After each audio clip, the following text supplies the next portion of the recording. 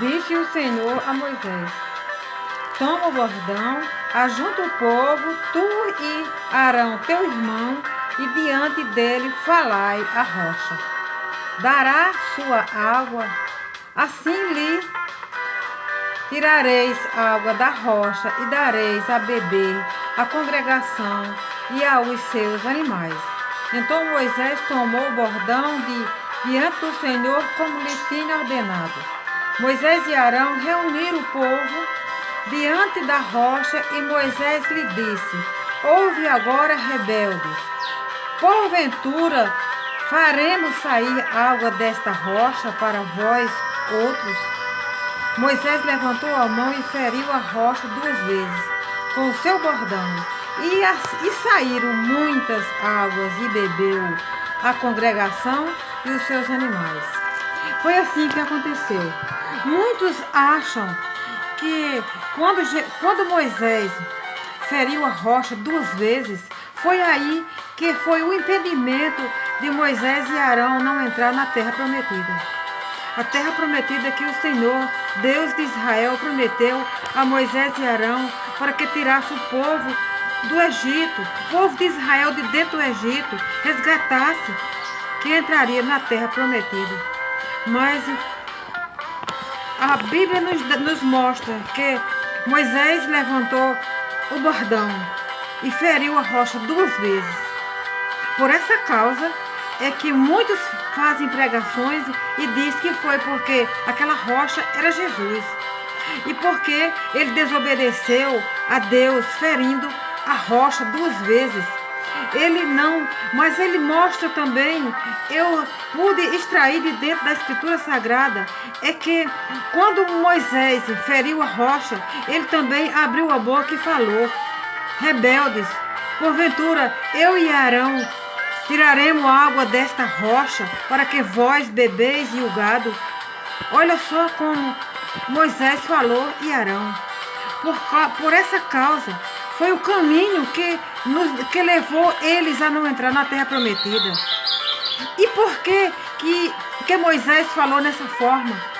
Porque ele falou nessa forma com o povo, ele endereçou essa palavra ao povo, levantou a mão e feriu a rocha, porque Deus ordenou que falai a rocha. E ele não falou. Ele falou, ele se pôs uma posição referente a ele e a Arão, como se ele e Arão fosse o tutor da palavra, o tutor da ordem, que tivesse ordem. Como a congregação ouvisse aquelas palavras, eles poderiam também dizer, amanhã e depois, nós também faremos coisas piores para desagradar a Deus.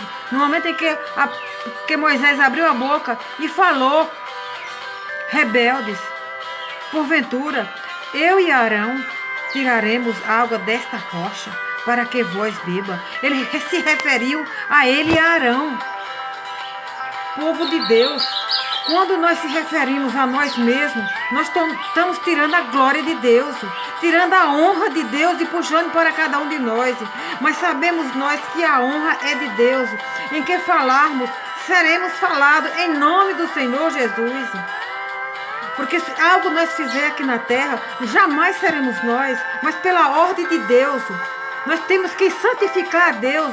Moisés e Arão não santificou a Deus, mas santificou a ele e ao seu próprio irmão. Por essa causa, eles não chegaram à terra prometida. Muitas vezes nós se perdemos pela nossa boca por uma pequena palavra, mas agrava aos olhos do Senhor. E por isso, nós não podemos falar algo que tiremos a glória de Deus. A glória é do Senhor. Toda honra e toda glória pertence a Deus. Aqui na terra nós estamos a fazer o trabalho de Deus, em obediência a Deus. Aqui nós estamos a obedecer. Igreja de Deus, muitos momentos existem para que nós cale a boca, fique calado, faça sem murmurar. E não venha fazer pela própria força dos braços, mas também pude extrair de dentro da Escritura Sagrada o porquê Moisés falou naquela forma. Quando ele falou, rebeldes,